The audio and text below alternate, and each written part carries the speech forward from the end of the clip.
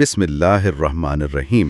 بے شک بہترین اور بابرکت شروعات اللہ کے نام سے ہی ہوتی ہے۔ بالکل، بڑے جوش اور جذبے کے ساتھ میں اپنے دیکھنے اور سننے والوں سے سب سے پہلے تو یہ کہنا چاہوں گا کہ مولانا صاحب آپ کے لیے اتنا محنت کر رہا ہے، لہٰذا اس چینل کو سبسکرائب کریں اور ساتھ بیل آئیکن بھی دبا دیں، اور اگر آپ کو ویڈیو پسند آئے تو کامنٹس کے ذریعے اپنی رائے کا اظہار ضرور کریں۔ ایک استاذ کی حیثیت سے میرا آج کا اعلان یہ ہے کہ آج ہم عربی بول چال کورس کے ایک نئے اور کافی دلچسپ سفر پر نکل رہے ہیں۔ زبردست۔ اور اس علمی نشست میں یا اس گہرے مطالعے میں ہم جن ذرائع کا جائزہ لے رہے ہیں ان میں آج کے سفر کے 3 اہم پڑاؤ ہیں، یعنی ہم 3 ایسی جگہوں پر روکیں گے جہاں ہمیں روزمرہ زندگی میں سب سے زیادہ بول چال کی ضرورت پیش آتی ہے۔ پہلا پڑاؤ ہے فون پر گفتگو یعنی علی الہاتف، دوسرا ہے ڈاک خانہ یعنی مکتب البرید، اور تیسرا نائی کی دکان جسے فی دکان الحلاق کہتے ہیں۔ جی ہاں۔ ہماری پہلی سلائیڈ، پہلا منظر، فون پر رابطہ۔ تو منظر کچھ یوں ہے کہ آپ فون پر بات کرنا چاہتے ہیں۔ ہمارا پہلا جملہ ہے اريد ان اتكلم مع ابي على الهاتف۔ میں دوبارہ پڑھتی ہوں، اريد ان اتكلم مع ابي على الهاتف، یعنی میں فون پر اپنے والد سے بات کرنا چاہتی ہوں۔ اب آپ اسے دہرائیں۔ جی، میں ایک طالب علم کی طرح اسے دہرانے کی کوشش کرتا ہوں۔ اريد ان اتكلم مع ابي على الهاتف، اس میں تلفظ پر کافی زور دینا پڑتا ہے نا؟ اور یہ جو لفظ ہے ہاتف، یہ کافی دلچسپ ہے۔ بالکل، ہاتف دراصل اس آواز کو کہتے ہیں جو سنائی دے مگر بولنے والا نظر نہ آئے، تو فون کے لیے یہ بہت ہی مناسب لفظ ہے۔ لیکن اگر آپ نے فون کیا اور آگے سے لائن مصروف ہو، جسے ہم لائن بزی کہتے ہیں، تو اس کا جملہ سیکھتے ہیں۔ الخط مشغول، میں دہراتی ہوں، الخط مشغول یعنی لائن مصروف ہے۔ اچھا، الخط تو مطلب لائن ہو گئی۔ لیکن یہ جو مشغول ہے، یہ تو اردو میں بھی ہم بہت استعمال کرتے ہیں کہ بھئی فلاں بندہ بڑا مشغول ہے۔ صحیح پکڑا آپ نے، اور یہیں سے روٹ ورڈز کا جادو شروع ہوتا ہے۔ مشغول کا جو روٹ ورڈ یا مادہ ہے نا، وہ ہے شین، غین اور لام۔ شین، غین، لام، جس سے شغل بنتا ہے، یعنی کوئی کام۔ تو جب ہم کہتے ہیں کہ لائن مشغول ہے تو اس کا مطلب ہے کہ لائن اس وقت کوئی اور شغل کر رہی ہے۔ ارے واہ! اب ظاہر ہے اگر لائن مصروف ہے تو آپ پیغام چھوڑنا چاہیں گے۔ اس کا جملہ ہے اريد ان اترک له رسالة مهمة۔ میں دوبارہ بتاتی ہوں، اريد ان اترک له رسالة مهمة، میں ان کے لیے ایک اہم پیغام چھوڑنا چاہتی ہوں۔ صحیح، اريد ان اترک له رسالة مهمة۔ میری ناظرین سے بھی گزارش ہے کہ وہ بھی ساتھ ساتھ پڑھنے کی پریکٹس کریں۔ اچھا، اب اگلی سلائیڈ کی طرف آتے ہیں۔ فون پر رابطے کے مسائل۔ اگر بات کرتے کرتے سگنل ہی چلے جائیں، مطلب اچانک لائن کٹ جائے، تو عربی میں کیسے بتائیں گے؟ یہ بہت عام مسئلہ ہے۔ اس کے لیے عربی میں کہتے ہیں انقطاع الخط۔ دھیان سے سنیں، انقطاع الخط، لائن کٹ گئی ہے۔ اس میں جو لفظ ہے انقطاع، اس کا روٹ ورڈ ہے قاف توئے عین۔ قاف توئے عین یعنی قطع ہونا یا 2 حصوں میں بٹ جانا۔ جیسے ہم کہتے ہیں نا، قطع تعلق کر لیا، تو مطلب فون کٹنا محض ایک ٹیکنیکی مسئلہ نہیں ہے، بلکہ تعلق کا کٹ جانا ہے۔ زبردست۔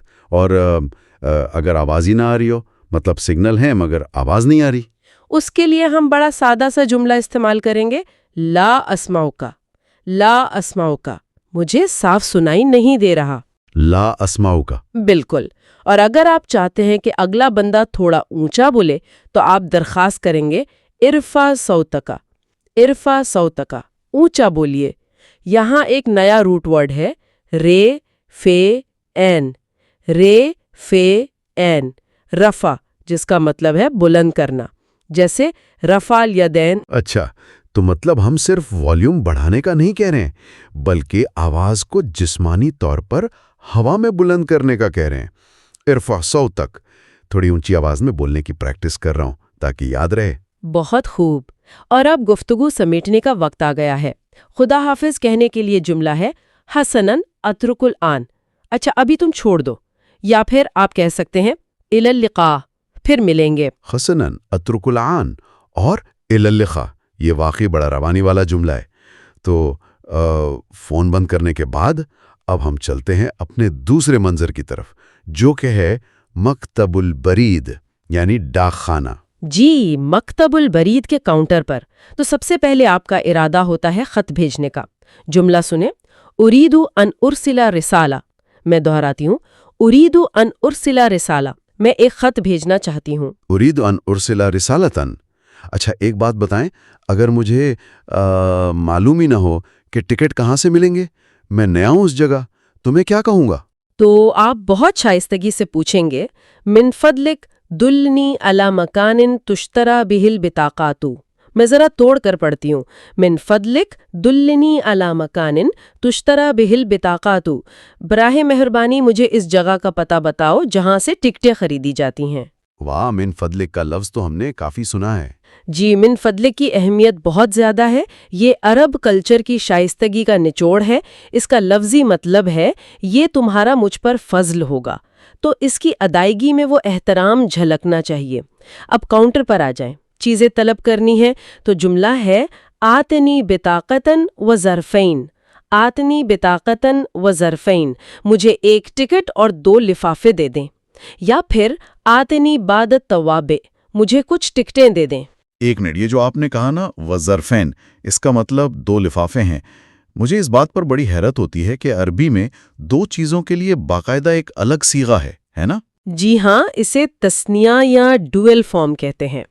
عام طور پر زبانوں میں واحد اور جمع ہوتا ہے، لیکن عربی میں 2 کے لیے الگ صیغہ ہے۔ ظرف واحد ہے اور ظرفین کا مطلب ہے 2 لفافے۔ ارے واہ، یہ تو بڑی دلچسپی کی بات ہے۔ مطلب وہ دنیا کو جوڑوں کی شکل میں دیکھتے ہیں۔ اچھا، اب ہماری اگلی سلائیڈ ہے ترسیل کی تفصیلات۔ خط جلدی بھیجنا ہو ہوائی ڈاک سے تو کیا کہیں گے؟ اس کے لیے آپ کہیں گے اریدو ان ارسلہا بالبرید الجوی۔ ایک بار پھر، اریدو ان ارسلہا بالبرید الجوی، میں اسے ہوائی ڈاک سے بھیجنا چاہتی ہوں۔ صحیح۔ اور اگر میں اسے رجسٹرڈ ڈاک سے بھیجنا چاہوں اور اس کا خرچہ پوچھنا چاہوں تو اس کا جملہ تو شاید کافی لمبا ہوگا۔ تھوڑا طویل ضرور ہے، لیکن ہم اسے حصوں میں پڑھیں گے۔ جملہ ہے کم اکلف لو ارسلت هذه الرسالة بالبرید المسجل۔ اب آپ اسے ٹکڑوں میں دہرائیں۔ کم اکلف لو ارسلت هذه الرسالة لو ارسلت هذه الرسالة بالبرید المسجل۔ مطلب اگر میں اسے رجسٹرڈ ڈاک سے بھیجوں تو کیا خرچ آئے گا؟ اسے اس طرح ٹکڑوں میں توڑ کر پڑھنا واقعی طلباء کے لیے بہت آسان ہو جاتا ہے۔ بالکل۔ اور اگر آپ کو اپنے خط کی وصولی کے بارے میں پوچھنا ہو کہ کوئی خط آیا ہے تو آپ پوچھیں گے ہل عندکم من رسالۃ تحمل اسمی؟ ہل عندکم من رسالۃ تحمل اسمی؟ کیا آپ کے پاس میرے نام کوئی خط ہے؟ ہل عندکم من رسالۃ تحمل اسمی؟ بہت خوب۔ تو چلیں، ڈاک خانے کا کام تو ہو گیا۔ خط بھیجنے کے بعد اب بال کٹوانے کا وقت آ گیا ہے۔ ہم اپنے تیسرے منظر کی طرف چلتے ہیں، فی دکان الحلاقی یعنی نائی کی دکان پر۔ یہ بڑی اہم جگہ ہے اور یہاں الفاظ کا چناؤ بہت ضروری ہے۔ اگر آپ سر منڈوانا چاہتے ہیں تو جملہ ہوگا اریدو ان احلقی رأسی۔ اریدو ان احلقی رأسی، میں اپنا سر منڈوانا چاہتی ہوں یا چاہتا ہوں۔ اس میں روٹ ورڈ ہے حل لام قاف، حلق۔ اریدو ان احلق الراسی۔ اور اگر مجھے صرف بال چھوٹے کروانے ہو تو آپ کہیں گے اریدو ان اقص شعری۔ اریدو ان اقص شعری، میں اپنے بال چھوٹے کروانا چاہتی ہوں۔ اس کا مادہ ہے قاف صاد یعنی قصہ۔ ارے، تو اریدو ان احلق الراسی اور اریدو ان اقص الشعری، یہ دونوں جملے میں الگ الگ دہراتا ہوں تاکہ یاد رہیں۔ یہ تو بڑا خطرناک معاملہ ہے۔ اگر نائی کی دکان پر ہا اور قاف میں غلطی ہو گئی تو بال چھوٹے کروانے کی بجائے بندہ گنجا ہو کے آ جائے گا۔ جی بالکل، اسی لیے روٹ ورڈز کا فرق معلوم ہونا چاہیے۔ اچھا، اب نائی آپ سے اوزاروں کا ذکر بھی کر سکتا ہے، جیسے وہ پوچھ سکتا ہے ہیل عندک موسیٰ؟ ہیل عندک موسیٰ، کیا تمہارے پاس اس طرح ہے؟ اور اگلا سوال ہو سکتا ہے ہل تحب قص الشعر بالمقراض او بالماکینہ؟ ایک سیکنڈ، ہل تحب قص الشعر بالمقراض او بالماکینہ؟ آپ کینچی سے بال کٹوانا چاہتے ہیں یا مشین سے؟ اس میں یہ جو لفظ ہے نا مقراض، یہ تو بولنے میں یہ اتنا بھاری ہے جیسے کوئی بڑی خطرناک کینچی ہو۔ ہاں، مقراض اوزار کے وزن پر ہے۔ اب اگلی سلائیڈ پر آتے ہیں، بالوں کی صحت اور مشورہ۔ نائی اکثر مسائل کی نشاندہی کرتے ہیں نا، تو وہ پوچھ سکتا ہے هل يتساقط الشعر من رأسك؟ هل يتساقط الشعر من رأسك؟ کیا آپ کے سر سے بال گرتے ہیں؟ بالکل، نائی تو ہمیشہ بالوں میں کوئی نہ کوئی کیڑا نکالتے ہیں۔ جی، اور خشکی کے بارے میں وہ پوچھ سکتا ہے هل في رأسك القشرة والجفاف؟ هل في رأسك القشرة والجفاف؟ کیا آپ کے سر میں سکری اور خشکی ہے؟